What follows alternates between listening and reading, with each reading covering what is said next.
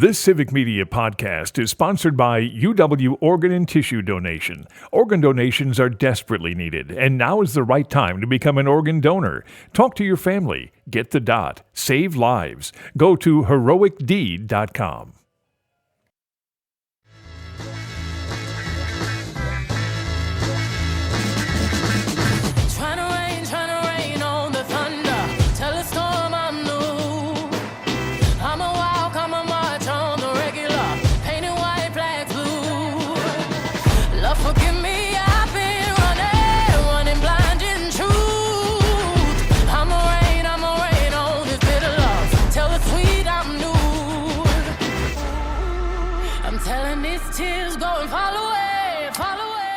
This is the Maggie Daun Show on the broadcast stations of Civic Media. My name is James Santelle. I am in for Maggie today as she takes some well-deserved time off in this holiday season. Delighted to have you, honored to have you joining me and my terrific producer, Cardi, here in the broadcast stations of Civic Media for this hour and next hour as well on the Maggie Daun Show. We have lined up for you in this hour and, yes, the second hour as well, an ambitious but achievable syllabus of important issues to talk about. And in many ways, they fall into the category of a tale of two administrations. The Biden administration, presently in place, President Joe Biden concluding soon, in about 28 days, his term as the president of our nation, and in 28 days, incoming, returning President Donald Trump. We're going to talk not only about some things that this administration has done in the area of commuting death sentences and issuing pardons in ways that accomplish justice. And then we're also going to talk about things that this president has done recently in connection with climate goals and attempted to keep future generations safe and secure here in Wisconsin, throughout our nation, across our planet.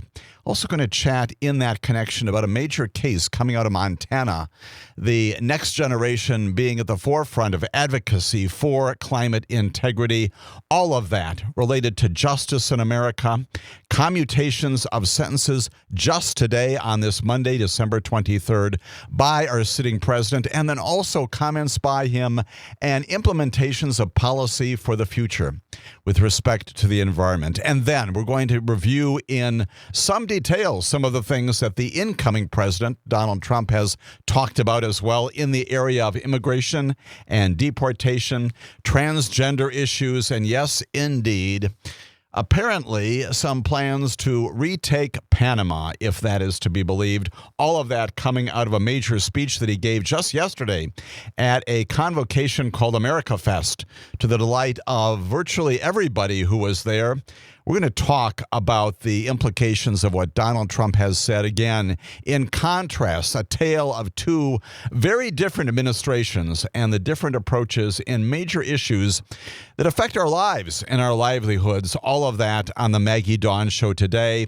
We're also going to chat about a couple of other issues affecting our lives and our livelihoods, and beginning to conclude in the end of our second hour with some observations about something that hasn't happened in a number of years, frankly, since 2005, and that is the confluence of both Hanukkah and Christmas coming up this Wednesday, December 25th. We'll talk about that, the meanings of it, and the opportunities that are in front of us as a nation and as a world, again, in the spirit of interfaith confluence, in the notion that we are all one people. We may express our religious beliefs, our faiths differently, but in the end, we are all the same. And in fact, our Constitution in many ways affirms that very thing by first establishing that there will be no establishment of a religion in the United States of America, and second, just as important, if not more so, that everyone of any faith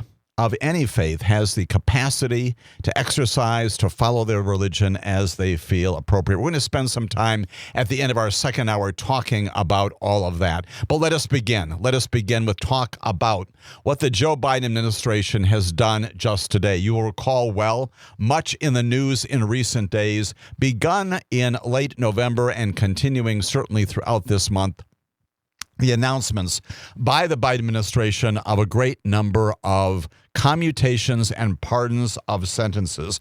You recall well that under the Constitution, a pardon basically wipes out a conviction.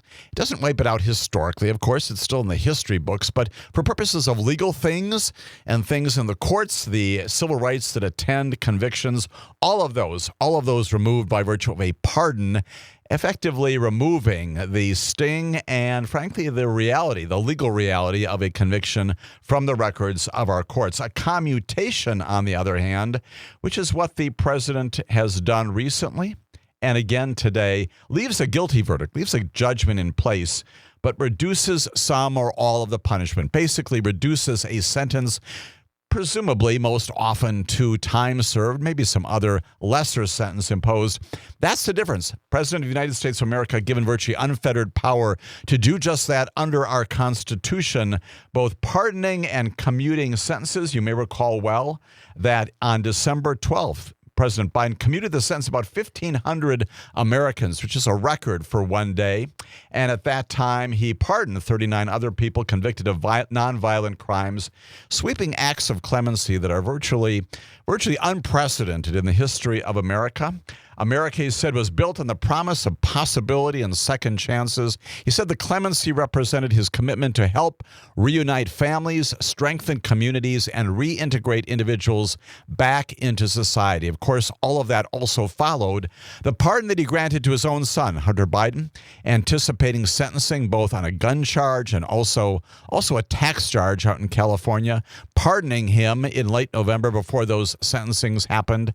None of this without controversy, of course. None of this without a lot of discussion in America. And certainly today's commutations will once again prompt a lot of discussion. What exactly is it? What exactly is it that President Biden did today, commuting 37 death sentences ahead, and here is your tale of two administrations ahead of Donald Trump's plan, his articulated plan to resume federal executions in America. You recall well, of course, that this president, this Attorney General, Merrick Garland, has also said that while there are many people who still are on death row in our federal prisons, a moratorium on actually executing those people.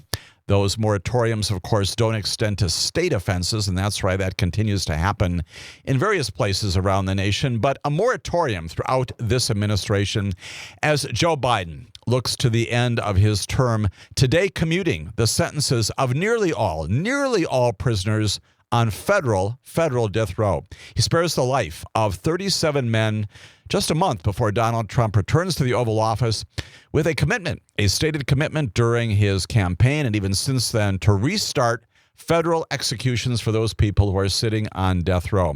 Those affected by Joe Biden's actions today, all of whom were convicted of murder, and many of them heinous events, will serve life imprisonment without the possibility of parole instead of facing execution. That's an important part of the debate, certainly to follow all of this. No possibility of the parole. These people are not being pardoned. They're not being released from prison, but their death penalties, their death sentences now reduced to life imprisonment. They will not be executed. Only 3 men, and we'll tell you about them, each of whom carried out some notorious mass killings in our recent history, you will recall them well, remain on federal death row with this possibility of execution of them. You may recall well that Joe Biden campaigned in 2020 on ending the federal death penalty. This is a part of his enactment, his pursuit of that promise. Proposed legislation in Congress did not go forward in advancing that goal, but he directed again the Justice Department to engage in a moratorium at the time, and that's what we have seen in recent years. Just today, the President of the United States said this. He said, "I'm more convinced than ever that we must stop the use of the death penalty at the federal level." He said, "In good conscience, I cannot stand back and let a new administration resume executions that I halted." He said the commutations were consistent with the standard he has imposed for halting executions in cases other than terrorism and hate-motivated mass murder. Went on to say, make no mistake, I condemn these murders. This is the president talking about what he's done today. I condemn the murders. I grieve for the victims of these despicable acts, and I ache for the families who have suffered unimaginable and irreparable loss. Exactly the kinds of things that a president should say and should believe about victims of heinous crimes like these, at the same time expressing a view that the death penalty should no longer be a part of our history. The White House, of course, supporting that with statements about exactly who it was who were the recipients of these commutations. We know something about them. 37 men, all males, 15 white, 15 black, 6 are Latino, 1 is Asian, sentenced in 16 different states, including 3 that have abolished the death penalty. 9 are in death row because they were convicted of killing federal prisoners. Now, one of the other things that the president has said that he took a phone call, spoke to Pope Francis just last week, who was encouraging him to do what he has done today. All of that very, very significant in terms of what has happened along the way. An awful lot of people, again, looking into what has happened in this important event today and urging the president to do even more down the road. Three people not subject to these federal executions are Robert Bowers. He's 52 years old. You recall that name. He was a person in 2018. He gunned down 11 people at the Tree of Life Synagogue in Pittsburgh, one of the greatest, most dramatic and traumatic, horrific hate crimes in our nation's history. Dylan Roof, 30. He's 30 years old, the white supremacist, also guilty of a heinous hate crime. 2015, he was the man who opened fire on black parishioners at a church in Charleston, South Carolina, also riveting and horrifying all Americans, killing 9 people at that time. And Dzhokhar Tsarnaev, he's 31. He was one of the 2 brothers who carried out that equally horrific bombing of the Boston Marathon way back in 2013, killing 3, maimed more than a dozen other people who continue to suffer as a result of that. None of those people right now, none of those 3 right now on death row getting commutations by this president, but many others getting commutations today by virtue of the presidential authority established in the Constitution. And Joe Biden once again today expressing that view. We're going to be taking, of course, your calls, as always, throughout our program at 855-752-4842 on this and other topics. That number, once again, 855-752-4842. We're going to continue talking about this and other important things in the Biden administration as compared to the Trump administration. All of that coming up on this, the Maggie Daun Show, here on the broadcast stations of Civic Media. It's Monday, December 23rd. Continue to listen with us. Be a part of our discussion.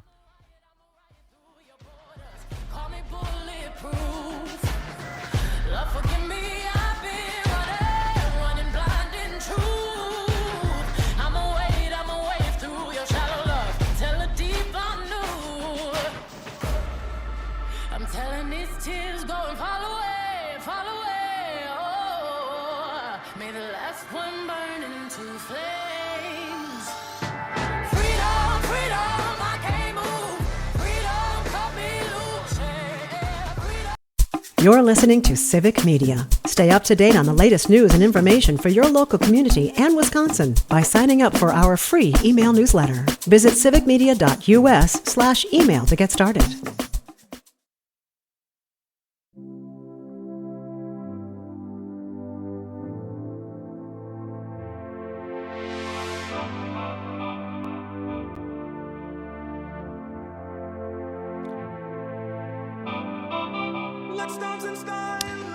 This is the Maggie Daun Show. My name is Jim Santelle, guest hosting for Maggie as she is away on the holidays for some well-earned relaxation, obviously coming back in the new year to engage our communities in important discussions about the things that are affecting our lives here in Wisconsin, throughout our nation, across our planet. And that is our commission today as well. I'm here in the broadcast stations of Civic Media, along with my terrific producer, Cardi, and together we're also taking your questions, your comments, your observations about anything on our syllabus today. That phone number is 855-752-4842. Once again, 855-752-4842. Cardi always reminds me as well that you can drop a comment into the Civic Media line. We can share it on the feed.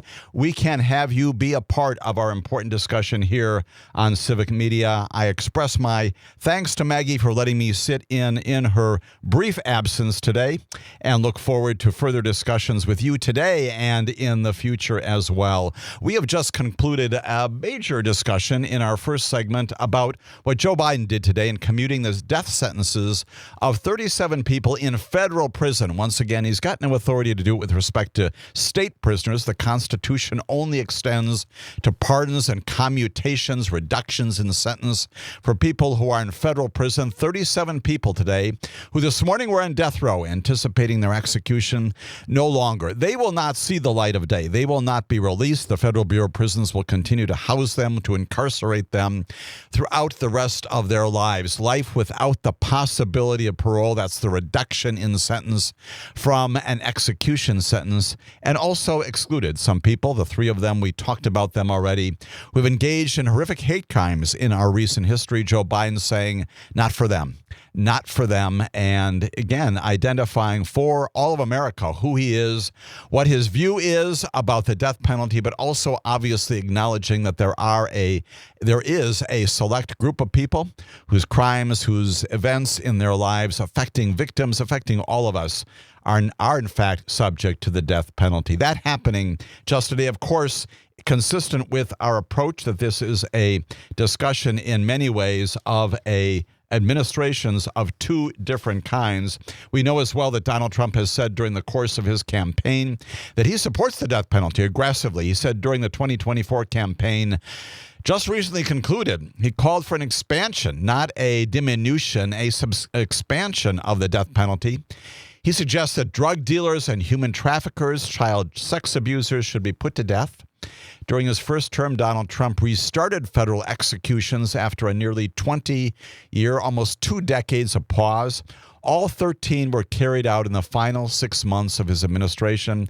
He has not said how he'll expand the death penalty to new federal crimes, but we know, for example, Luigi Mangione, who is the defendant who is charged with the brutal assassination in Manhattan a number of weeks ago, that he has also been charged by the federal system in addition to the state system. One of those federal charges potentially carries with it the death penalty, and that is significant. That will certainly animate much of what we're going to hear in that federal prosecution, and certainly also in the state prosecution. Even today, his defense attorney, bemoaning the fact that there is both a state prosecution and a federal prosecution, that federal prosecution likely raising the possibility of a death penalty imposition on Mr. Mangione.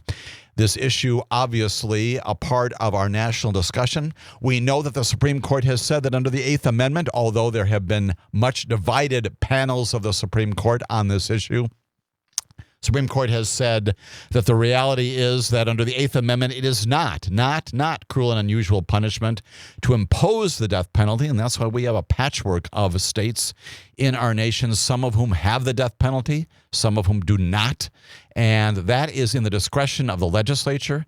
And under the federal system, of course, there are those federal laws that contemplate and permit with an awful lot of protections a federal prosecutor and attorney general to seek the death penalty imposition by a federal judge. In the states, of course, same kinds of processes, but different from the federal system itself. Death penalty and the commutations of sentences just today, a big issue. Anticipate as well that in the coming days, the remaining 27, 28 days of this administration, Joe Biden will likely issue more pardons, more commutations. He is doing this fairly routinely these days, as do all presidents at the end of their terms, not without controversy. And all presidents, regardless of their political affiliation, have gotten both praise and criticism for doing these kinds of things. Look for more of that in this administration. Plainly, during the course of the Trump administration, at the end of it, in 2028, 2029, Donald Trump may well do the same thing with respect to those people he chooses to pardon. He has also indicated, of course, he is going to fairly immediately pardon about 1,200 people who have been convicted or otherwise in the process of moving toward a criminal judgment. having to do with their assault, their attempt to undermine and overthrow the government on January 6th of 2021. He has promised during the course of his campaign to pardon those people, perhaps commute some sentences as well. This issue will loom large in the weeks and months and years ahead, as it will on all of our discussions here on Civic Media. Joe Biden also strong throughout his term in office in the area of the environment. We know that well. It was a part of his campaign in the previous campaign, and certainly as long as he was in the 2024 campaign, environment, a major piece of his proposal, undeniably. Kamala Harris, our vice president, also not just picking up that very important issue, but also moving it forward and committing to not only through the EPA, but also law enforcement, environmental justice she spoke about, all these kinds of things would have been a piece of her administration too. Once again, a very likely anticipation in America of a great change between what Joe Biden has been and what he has done and what Donald Trump will do in the area of environment. What did he do just recently? Well, just on Thursday of last week, Donald Trump spoke to America about an aggressive climate goal for all of us in the United States. Probably not achievable in the remaining 28 days, but an aspiration. We're going to talk more about that as the Maggie Daun Show continues here on the broadcast stations of Civic Media. Stay with us for that important discussion.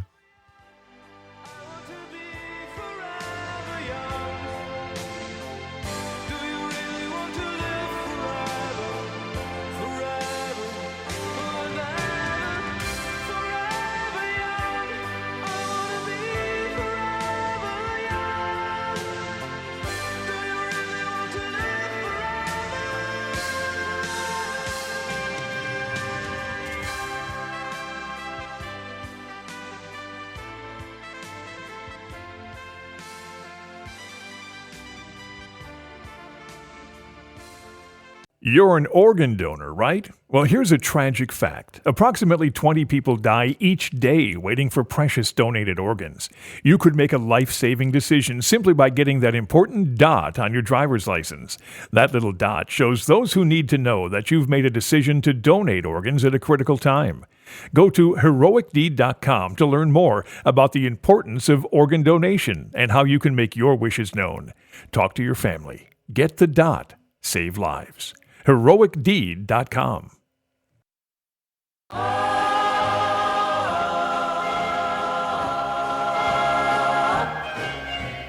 Rocking around the Christmas tree at the Christmas party hop. Mistletoe hung where you can see every. This is the Maggie Daun Show on the broadcast stations of Civic Media. My name is Jim Santelle. Maggie has asked me to sit in for a guest host this afternoon, this hour, next hour as well. Honored, delighted to do it, to occupy briefly Maggie's wonderful seat here in Civic Media World, and inviting you as well to be a part of our discussion. 855-752-4842 is that telephone number. You can also text us. You can drop a comment into the Civic Media Dropbox and be a part of the conversation with Cardi and me here on the Maggie Daun Show on Civic Media. Beginning to talk now about this major thing that Joe Biden has also announced, even if it's simply aspirational, for future climate goals here in the United States of America, announcing this past Thursday an aggressive new climate goal for the United States, saying just this: the country should seek to slash its greenhouse gas emissions, which have, of course, been at the focus of the Paris Accords and many other initiatives, by at least 61% below 2005 levels. Slash it to 61% below 2005 levels by 2035. That's the ambitious but achievable goal that he has announced just this past Thursday. Of course, the target is not binding. It's not legislative. He's not issuing an executive order. And it will, again, in the category of differences in administrations, almost certainly be disregarded by the incoming president. His name, as you know, is Donald Trump. Donald Trump has called global warming a scam. And even in the midst of that, Joe Biden going ahead, announcing his goals for this. 4 years of climate policies from a president who has sought to make global warming a signature of his administration. In a video address from the White House, Joe Biden said that his efforts, including pumping billions of dollars into clean energy technologies and regulating pollution from power plants and automobiles, amounts to the boldest climate agenda in American history. Cardi has for us some sound for what the president has said earlier today in talking about this major, yes, aspirational, but important thing that we should be following in the years ahead. This week I'm heading to Peru and Brazil to meet world leaders, and I'll be the first American president to visit the Amazon rainforest. We're going to discuss how we can resolve our toughest global challenges, including climate change, by working together. The United States has been leading that work. And today I want to announce 2 more investments that will lower the energy costs for hardworking families and help tackle the climate crisis. The U.S. Department of Agriculture is going to award $250 million in rural energy for the American program grants to help over 1,000 farmers and rural small businesses install cost savings, clean energy, and energy efficient improvements all across 40 states. And the Department of Energy will award nearly $18 million to help communities nationwide to save money by improving energy efficiency and reducing dangerous climate pollution. This is a win-win. More jobs, more investment, cleaner air, and lower energy bills. Folks, there's nothing we can't do if we do it together. Let's do it, okay? God bless you all, and may God protect our troops. That is the President of the United States today from the White House announcing these, not only these aspirational initiatives, but also things that are getting done right now. He still has the authority until noontime on January 20th to do those things that are part of his commission as our president. There's a wonderful portion of the Constitution that talks about taking care of government, taking care of all of us. That's the role that a president should play in his or her one day occupancy of the White House. That's what President Biden is doing today in announcing not only the aspirational portion of what we should do with climate issues in America and on the face of this planet, the goals that he has once again articulated today, but also investing quite literally monies in that. And those things will go out now. Those will establish programs and initiatives to keep us healthier and better in the times ahead. Nothing that an incoming president can do to reverse that. But he can, in fact, reverse these optimistic and achievable goals that the president is announcing today. Again, pledging to cut emissions 61 to 66% below 2005 levels by 2035. It's a significant update of the commitments the United States has already made. The president went on to say today that American industry will keep inventing and keep investing, he said. State, local, and tribal governments will keep stepping up.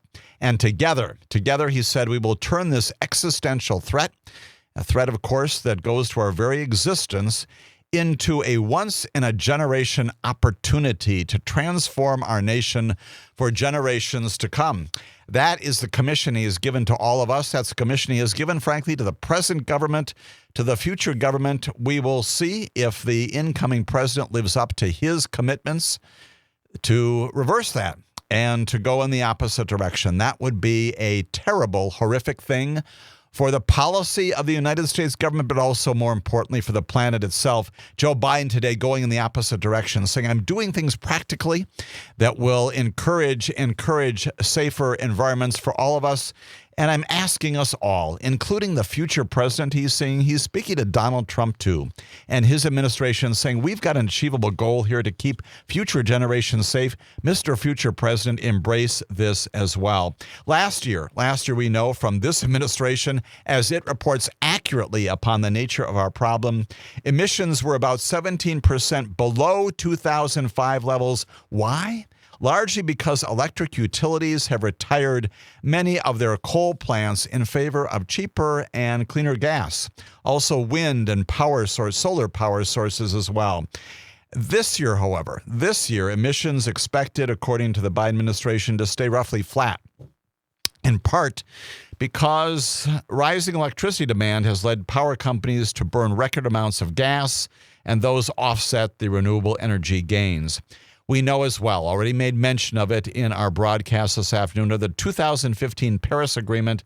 Every country, including at that time the United States of America, agreed to submit a plan for curbing its greenhouse gas emissions, with the details left up to individual governments. Those pledges then get updated every 5 years. According to the Paris Pact, countries, again, expected to issue a new round of plans before the next United Nations Climate Summit. That's scheduled for November in Brazil. We know, however, that the incoming president has said that he would pull the United States out of that Paris Climate Agreement that Joe Biden put us back into, and he would do what he did in the first term. His spokesperson said in a statement that Donald Trump will once again deliver clean air and water for American families while making America wealthy again. As a part of what the president announced today, a bipartisan coalition of governors across our nation, 24 different states, announced that they also would work together, also sending a message to this incoming administration to try to meet the new goal announced by the president today. Kathy Hochul, of course, as you know, is the governor of New York. She said this new collective goal will serve our North Star, capital N, capital S. And of course, environmental groups are also lauding this and encouraging all Americans to support all of this. Yet, just last month, you recall well the news, the United Nations Climate Summit in Azerbaijan. Several House Republicans warned world leaders there that the United States would not be beholden to international targets like this that are set by an outgoing administration. They took a pre-target move in saying that the United States would expand support for oil and gas under Donald Trump. All of that as the country continues to wrestle with environmental issues, climate controls, and climate goals announced today by a president who, even in his last days, is advocating for the future of present generations and future generations as well. And speaking of those future and present generations, some major news coming out of Montana. Sometimes, not always, but sometimes running into the courts gets you something out of this. Montana Supreme Court on Wednesday of last week, this is a state court, it's not a federal court, upheld a landmark victory, a major success for, yes, indeed, some youth. The youth leading the way on this, they're climate activists. It affirmed a lower court decision last year by a trial court judge that Montana's, the state's energy policies, the things the legislature put in place there, violated the Constitution of that state, violated the constitutional rights of the youth, to the plaintiffs in this case, and actually to all people, of course, to a clean environment. Many of the 16 people who brought the case, it's called HELD, H-E-L-D, versus Montana, testified during the course of that trial about the extreme weather that they had witnessed in their own home state. These are youth. These are young people. A major player in oil and gas and coal, of course, we know that from Montana's history and its present activity. The youth arguing during the course of that successful trial that a state law that barred consideration of climate, barring consideration of climate in setting energy policy, that state law barring that was itself unconstitutional, inconsistent with the Constitution of Montana. The burning of fossil fuels produces the greenhouse gases that are dangerously warming the world. That's what the advocacy was. Of course, the trial, Supreme Court just this last week, upholding that notion that the energy policies of the state violated Montanans' constitutional right to a clean environment. Cardi has once again got some oral and reporting on exactly what's going on in Montana, coming in the wake of the Supreme Court decision and this important decision made there by the High Court in this case. One by one, these 16 young activists who've taken on the state are applauded as they head into the courthouse one final time. The group have become local heroes, bringing the first climate case of its kind to trial, the youngest just 5 years old here at the back. They argue that their health is being harmed by state policy that favours fossil fuels, and that the government has a duty to protect citizens from climate change. Coal-powered plants produce almost half of Montana's electricity. The state argued pollution was insignificant. The judge ruled otherwise. Montana's emissions and climate change have proven to be a substantial factor in causing climate impacts to Montana's environment and harm and injury to the youth plaintiffs. This is an unprecedented victory in a US court. The young activists wanted to force the state away from using fossil fuels. I hope that because Judge Seeley ruled our current energy policy unconstitutional, that we might be able to construct an energy policy that's more in line with Montana's goals and constitution. Though the ruling only affects the state of Montana, lawyers for the group say they believe it may cause a domino effect across the country. The clearest thing, or at least this initial first step, right, is that as of today, as of this order, it's unconstitutional for the state of Montana to continue permitting fossil fuel business as usual. They must consider the constitutional rights of young people. State officials have called the ruling absurd. The reverberations from this small group's success could now impact the future energy policy of the whole state. That's the reporting that Cardi has pulled up here on this trial that today results, last week results, and to this day results in the state Supreme Court upholding the trial findings that indeed those energy policies that do not consider environmental issues, greenhouse gases, they actually violate the Constitution of the state.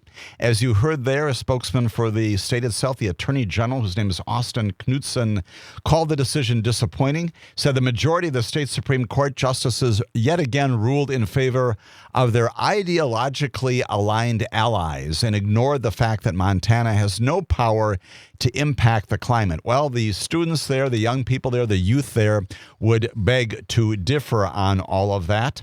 Ricky Held, who is one of the named plaintiffs in the case, she's 23 years old now, testified at trial. She said this ruling is a victory not just for us, but for every other person in America whose future is threatened by climate change. The attorney who represented her and the other plaintiffs in the case says once again the decision is representative of a future of our children that cannot be sacrificed for fossil fuel interests. All of this, of course, attracting the attention of groups, both pro and con across the nation. The provisions, of course, in the Montana Constitution make this possible for the Supreme Court to issue that kind of an order. It is one of the most strongest positions of the United States Constitutions. When we come back, more about this major environmental case in Montana here on the Maggie Daun Show.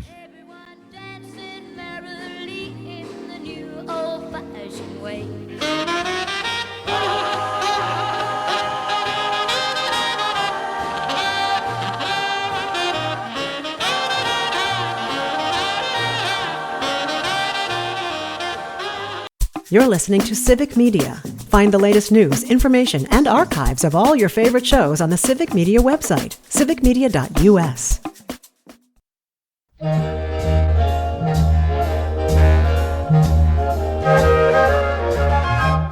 Sleigh bells ring, are you listening? In the lane, snow is glistening. This is the Maggie Daun Show here on the broadcast stations of Civic Media. My name is Jim Santelle, guest hosting at Maggie's invitation today while she is away for a brief holiday respite.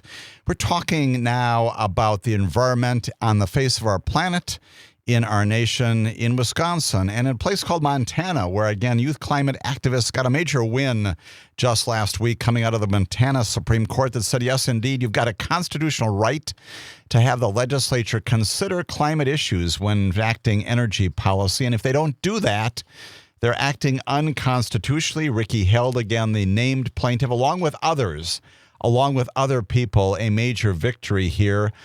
Of course, all of this falls in the category of continued advocacy in many, many different venues. This in the courts, the mere fact that a Supreme Court says, yes, indeed, you've got a right to have policy in a particular state, reference and incorporate climate issues, does not change the world overnight, doesn't change Montana overnight, but it is a clear statement of a constitutional right, a landmark case, because it's the first court in the United States to recognize a constitutional right to a stable climate. That is significant. Of course, it comes up against some political realities out there. Fossil fuel industry, lots of money, lots of advocacy there, is plainly going to push back on this, not only in Montana as policy is created there, but as others perhaps around the country pick up that same sort of mantle and seek to do the same.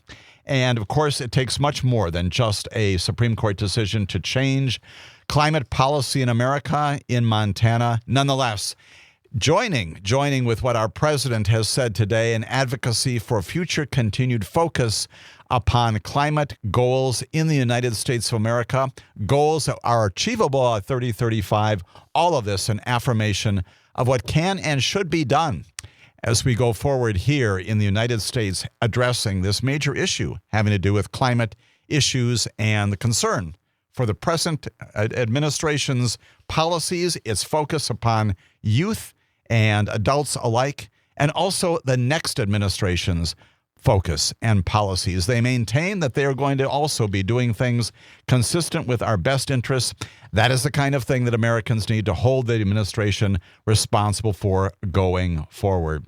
And as we begin to conclude this first hour on the Maggie Daun Show, something from overseas, also about the power of the people. In the midst of a near disaster in South Korea a couple of weeks ago, when then President Yoon Suk-yeol declared martial law. You recall this issue very, very dramatically, within hours taking it down, realizing that his decision, unsupported by any constitutional premise or any need to declare martial law in that nation, people responding and saying, no, that's not what a republic is all about, taking back their government and not only ensuring that the legislature rescinded that, but the cabinet itself of President Yoon rescinding it, backtracking on that so that martial law in place for quite literally just a few hours here in South Korea, no longer a part of that history. But nonetheless, in the wake of that movement forward to impeach President Yoon, that underway, continued advocacy in the streets, in the school yards, in every single venue in South Korea against this, and indeed, a bit lighthearted, but nonetheless, the commitment of the continuing South Korean population who are using parody, P-A-R-O-D-Y, for political protest. South Koreans continue to take the streets this month, demanding the ouster of their president. A very serious matter. Again, ensuring that the republic is where it should be, but finding an unexpected outlet to express their fury, and that's in jokes and satire on the streets of Seoul, other places. They hoisted banners, continue to do so to this day, flags with whimsical messages about cats and sea otters and food. They waved signs joking that President Yoon's declaration of martial law had forced them to leave the comfort of their beds. Of course, silliness, but nonetheless underscoring the importance of what he tried to do. Pictures of flags spread widely on social media. The idea, once again, to use humor to build solidarity against Yoon, who has vowed, nonetheless, to fight his impeachment following his decree on December 3rd. Some of the non-existent groups that are a part of these whimsical flags include things like the Dumpling Association. One of the people says, I just wanted to show that we were part of the people, even if we aren't actually a part of an organized civic group. Waved a flag of the Dumpling Group at a recent protest she went to. Some groups have referred to other local favorites in the area using pizzas and red bean pastries, all those kinds of things.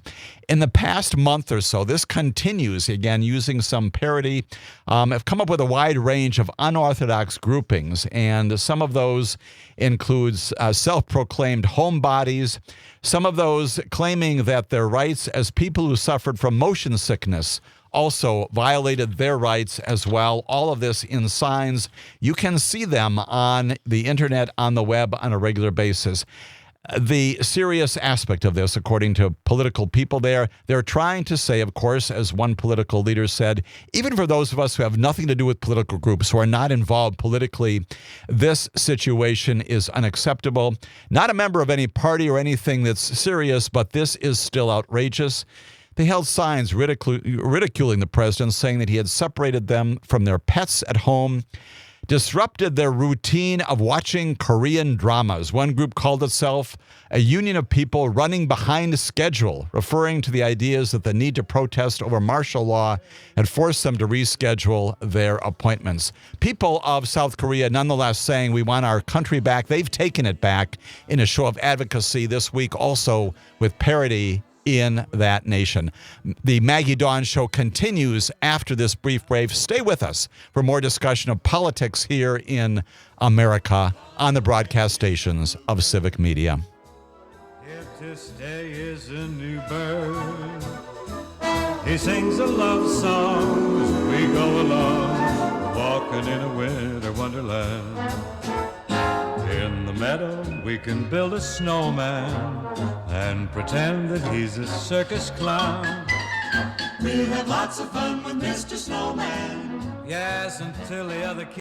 The national news cycle never stops, but it can be hard to find news about your local community. Civic Media is dedicated to providing quality local and state news coverage across Wisconsin. With the Civic Media app, you can get notifications about local stories that matter to you and your community. Find the free Civic Media app in your phone's app store and choose notifications from the menu to tell us what kind of news you want to hear about.